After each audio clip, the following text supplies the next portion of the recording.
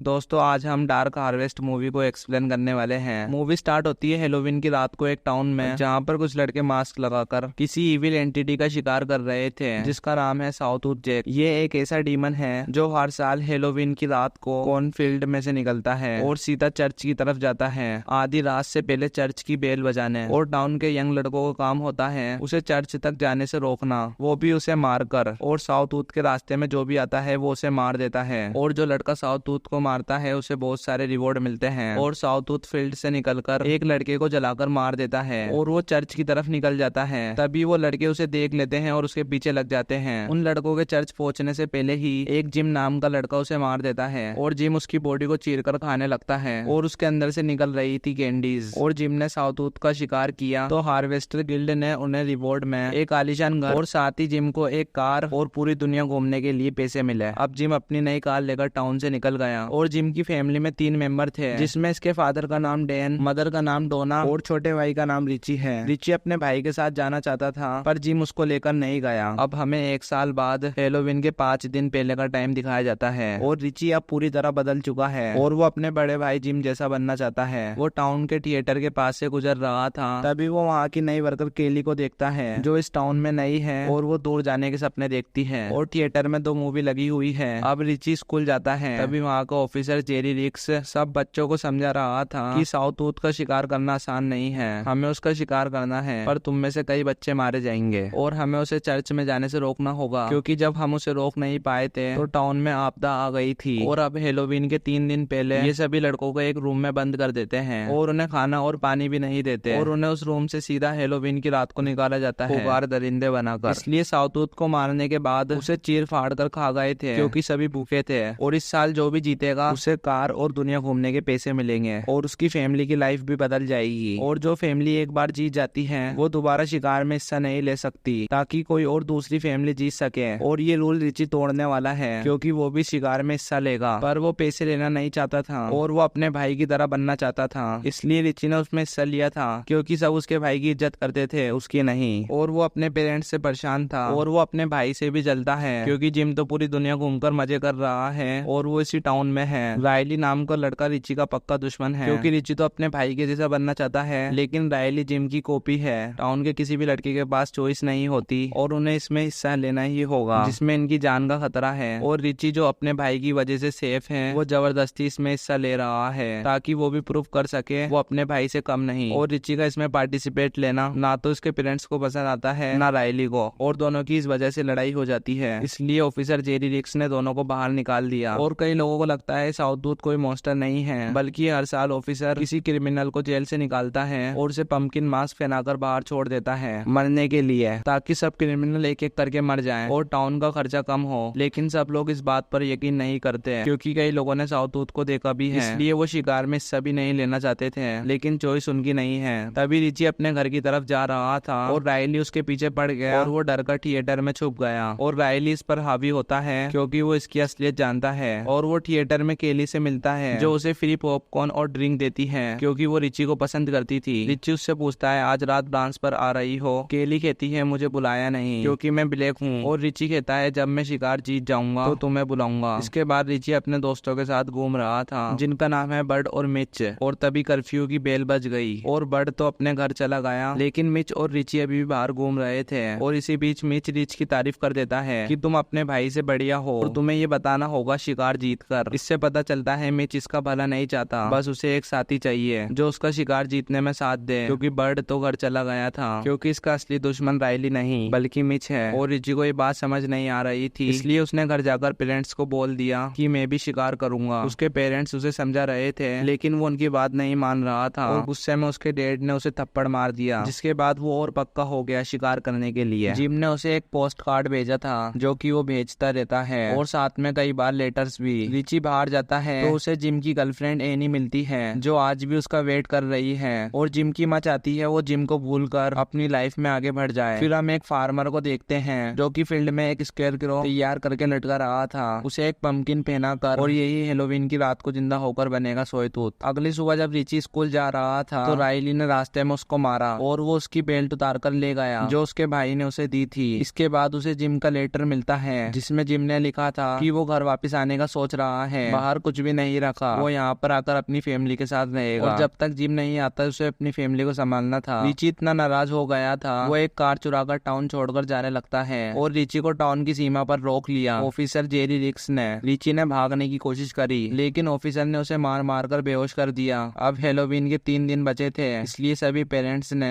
अपने बच्चों को रूम में लॉक कर दिया बिना खाने और पानी के, जिससे वो सभी बेकाबू हो चुके थे और हेलोवीन की रात को उन्हें बाहर निकाला गया और निकलते ही वो चल दिए शिकार पर। इधर वो फार्मर साउथवुड की बॉडी में कैंडी भर चुका था, जिसके बाद साउथवुड जिंदा हो गया। रिची 3 दिन से बेहोश पड़ा था और अब जाकर उसे होश आया था। उसके डैड उसे समझा रहे थे तुम शिकार करने मत जाओ और उसकी माँ भी उसे समझा रही थी, लेकिन वो नहीं माना और वो चल दिया शिकार के लिए। खाने के स्टोर के बाहर एक आदमी शॉटगन लेकर खड़ा था क्योंकि सारे लड़के भूखे हैं, वो स्टोर को ना लूटे इसलिए। रिची अपने दोस्तों के साथ एक ट्रक में बैठकर निकल चुका था और रास्ते में उनसे टकरा गया साउथवुड। वो चारों उसके पीछे भागने लगे। सबसे पहले साउथवुड ने चार्ली के 2 टुकड़े कर दिए और ये देखकर बर्ड तो वापस भाग गया और ये दोनों अब भी उसका पीछा कर रहे थे। तभी अचानक मिच का आधा सर गायब हो जाता है। अब सिर्फ रिची बचा था। साउथवुड उसके सामने ही था, इसलिए वो डर के मारे वहां से भाग गया और थोड़ी दूर जाने पर उसे केली और बर्ड मिल गए। केली तो रिची के साथ रुक गई लेकिन बर्ड वहां से भाग गया। केली साउथवुड को मारना चाहती थी और ये भी रूल्स के खिलाफ है, कोई लड़की शिकार नहीं कर सकती, पर रूल्स तो ये दोनों ही नहीं मान रहे थे।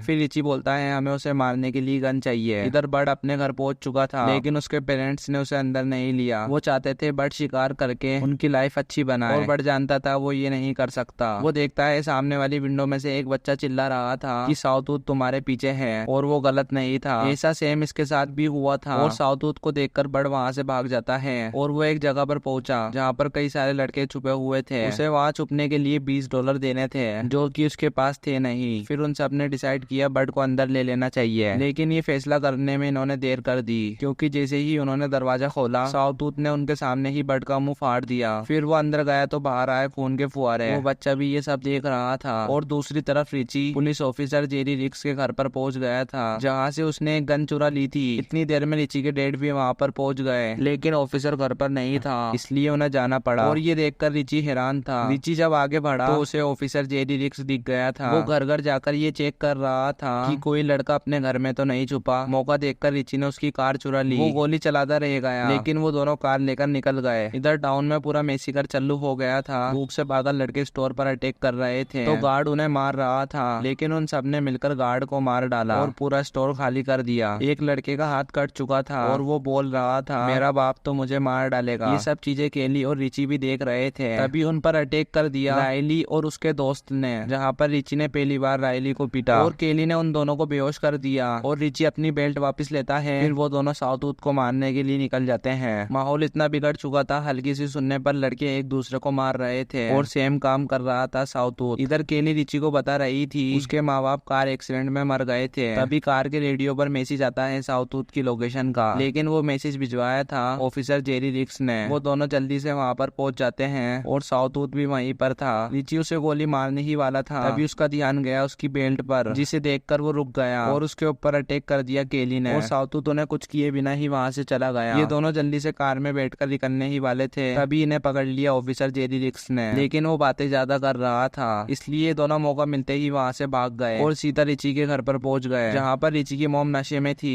कुछ पील्स खाकर जो इन्हें दी थी हार्वेस्टर गिल्ड ने, वही ग्रुप जो रिवॉर्ड देता है। इस टाउन के अंदर सब कुछ उन्हीं का है। रिची अपनी माँ से पिछले विनर्स के बारे में पूछता है तो उसे पता चलता है जो भी शिकार जीता वो इस गाँव से चला गया और दोबारा कभी वापस नहीं आया। सब कहते हैं वो दुनिया घूम रहे हैं, लेकिन ये सब झूठ है। वो जानते ही नहीं कि उनका जीतने के बाद क्या हुआ और अगर जानते भी हैं तो वो किसी को बताते नहीं। रिची समझ चुका था वो सारे लेटर जिम ने नहीं भेजे थे बल्कि इसकी माँ ने ही दिए थे ताकि इसमें हिम्मत बनी रहे। अब रिची पूछता है मुझे सच बताओ जिम के साथ क्या हुआ। सच बताने के बजाय उसकी माँ ने अपनी जान ले ली। ये बोलकर इसे खत्म कर दो रिची। और साउथवुड ने रिची और जिम के पुराने घर को जाकर जला डाला। अब आप समझ गए होंगे साउथवुड और कोई नहीं बल्कि जिम है। रिची को ये पता चला था उसकी बेल्ट देखकर। साउथवुड ने रिची को नहीं मारा क्योंकि ये उसका भाई है। असल में होता ये है हर साल जो भी जीतता है उसे दुनिया घूमने के लिए पैसे दे दिए जाते हैं हार्वेस्टर गिल्ड के द्वारा और असल में वो इस गाँव से बाहर जा ही नहीं पाते